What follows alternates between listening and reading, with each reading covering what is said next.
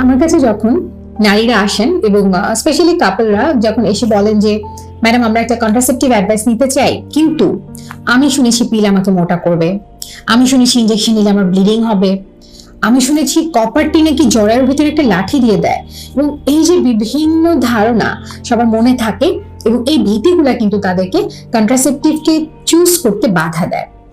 আমার আজকে ভিডিওটার মূল কারণ হচ্ছে জন্ম নিয়ন্ত্রণের বিভিন্ন পদ্ধতি সম্পর্কে আপনাদের মনে যে কিছু কিছু ভুল ধারণা আছে সেগুলোকে দূর করা।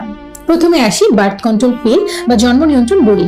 সরকারিভাবে যেটা পাওয়া যায় মায়া বড়ি বলেন অনেকে খুব কমনলি। তো এই মায়া বড়ি বা যেটা বার্থ কন্ট্রোল পিল, এটা নিয়ে যে ভ্রান্ত ধারণাগুলো আছে, প্রথমটা হচ্ছে এটা ওজন বাড়ায়। ওজন তখনই বাড়ে যখন আমরা ফিজিক্যাল অ্যাক্টিভিটি থেকে আমাদের খাবারের পরিমাণটা বেশি থাকে। আপনার যদি ওয়েট গেইন হয়, এটা সম্পূর্ণভাবে পিল এটার জন্য দায়ী নয়।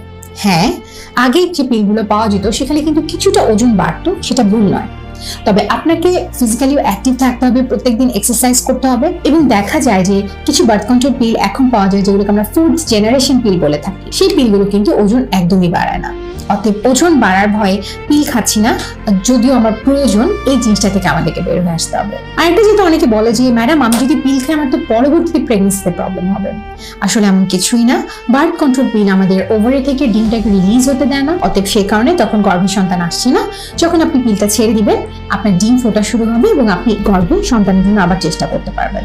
বার্থ কন্ট্রোল পিলের ব্যাপারে অনেকে বলেন যে ম্যাডাম পিল খেলে আমার মুখে অ্যাকনি হবে, অথবা পিল আমার মানসিক সমস্যার কারণ হতে পারে। এই যেহেতু অনেক ভ্রান্ত ধারণা প্রচলিত আছে, আসলে এগুলো কোনটাই সঠিক নয়। দ্বিতীয়ত আসি আমি ইনজেকশন এবং ইমপ্ল্যান্ট, যেটাকে আমরা অনেক নারীরা বলে থাকেন যে কাঠি পড়া। হ্যাঁ, হাতের মধ্যে একটা কাঠি দিয়ে দেয়। তো এটা আমাদের অনেকের মধ্যে যেটা প্রচলিত আছে ইনজেকশন বা ইমপ্ল্যান্ট, এই দুটো সম্পর্কে যে ম্যাডাম এটা আমাদের ওজন অনেক বাড়িয়ে ফেলবে।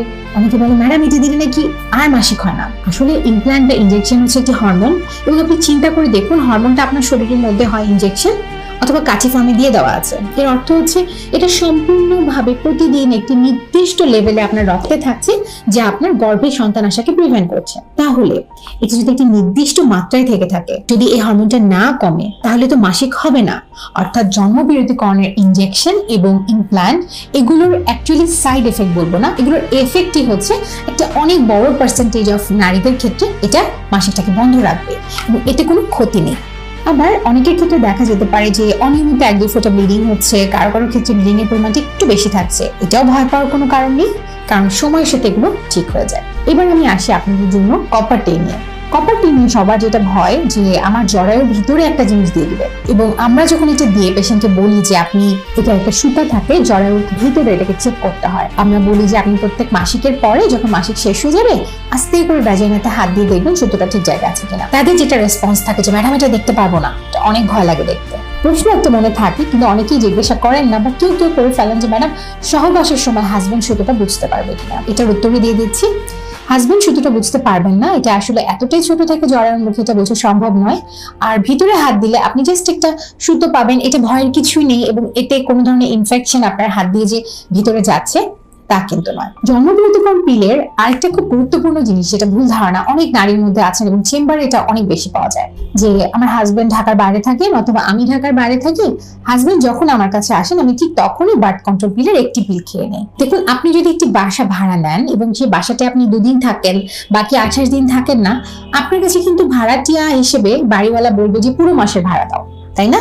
শুধু 2 দিন থেকেছেন জন্য 2 দিনের ভাড়া তা কিন্তু না।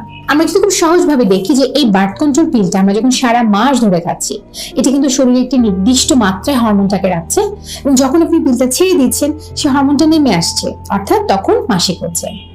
আপনি যদি মনে করেন যে আপনার হাজবেন্ড যখন আসবে তখন শুধুমাত্র খেলে পিলটি কাজ করবে, সেক্ষেত্রে কিন্তু এই বার্থ কন্ট্রোল পিল কোনোভাবেই আপনাকে সন্তান গর্ভে আসা থেকে আটকাতে পারবে না। পিল খাওয়ার নিয়ম হচ্ছে সারা মাস ব্যাপী খেতে হবে। আপনি যদি শারীরিকভাবে হাজবেন্ডের সাথে একদিন থাকেন সেটাও কোনো ব্যাপার না, কিন্তু আপনাকে সারা মাসই বার্থ কন্ট্রোল পিলটা খেতে হবে, যদি আপনি এটিকে জন্মবিরতিকরণের পদ্ধতি হিসেবে সিলেক্ট করে থাকেন। আরো কিছু ভ্রান্ত ধারণা আপনাদের মনে আছে, যেমন ধরুন প্রোজেস্টেরন পিল বলে একটা পিল পাওয়া যায়, যেটাকে আমরা সরকারিভাবে বলে থাকি আপন, এবং এটা কিন্তু আমরা বাচ্চা হওয়ার পর মারা যদি পিল চান তখন তাদেরকে দেওয়া হয়। তো এই পিলের যে ব্যাপার, যেটা যে হরমোনটা থাকে, এটা ব্লাডে একটা নির্দিষ্ট পরিমাণ থাকে এবং এটা প্রত্যেকদিন নির্দিষ্ট টাইমে খেতে হয়। অর্থাৎ এটা যদি আগে বা পরে খেয়ে ফেলেন, আগে খেলে সাধারণত প্রবলেম না, তো যদি দেরি হয় বা বাদ পড়ে সেক্ষেত্রে কিন্তু গর্ভে সন্তান চলে আসার একটা সম্ভাবনা থেকে যায়। অর্থাৎ যদি আপনি বাচ্চার বুকের দুধ খাচ্ছে এই সময় প্রোজেস্টেরন পিল খান, এটা কিন্তু আপনাকে খেয়াল করে খেতে হবে। আরেকটা যেটা পেশেন্টরা আমাদেরকে বলেন যে কন্ডোমের ব্যাপারে, হ্যাঁ আমরা কন্ট্রাসেপটিভ হিসেবে কন্ডোম ইউজ করি। তো কন্ডোমের কিন্তু একটা ভুল ধারণা অনেকে আছেন, পুরুষরা যেটা বলেন যে আমি যখন বীর্যটা বের হয় আমি তার আগ দিয়ে এটা ইউজ করি। এটা কিন্তু সম্পূর্ণ ভুল একটি ধারণা। কারণ হচ্ছে কন্ডোমের নিয়মটাই হচ্ছে, এবং আপনি প্যাকেজিং এ দেখবেন এখানে লেখা থাকে যে আপনি পুরুষাঙ্গটা স্ত্রী দেহে অর্থাৎ স্ত্রীর মাসিকের রাস্তা সেটার কাছে লাগানোর আগে আপনাকে কন্ডোমটা ইউজ করতে হবে।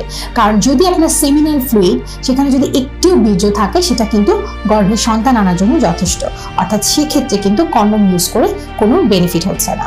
মোটামুটি এইগুলোই আমি প্রশ্ন হিসেবে পাই পেশেন্টের কাছ থেকে, যারা বিভিন্ন জনবিরতিকর পদ্ধতি নিতে চান কিন্তু ভয় পাচ্ছেন কারণ তাদের মনে এই প্রশ্নগুলো আছে। তাদের জন্য আমি বলবো যে আসলে পদ্ধতি অনেক আছে, তার জন্য কোনটা স্যুট করবে, কে কোনটা নিতে পারবে সেটা আসলে একটু চিন্তা ভাবনা করে নেওয়ার বিষয়। তবে আপনার জন্য কোনো না কোনো পদ্ধতি অবশ্যই সুইটেবল হবে এবং সেটাকে যাচাই বাছাই করে আপনি অবশ্যই চুজ করতে পারবেন। ধন্যবাদ।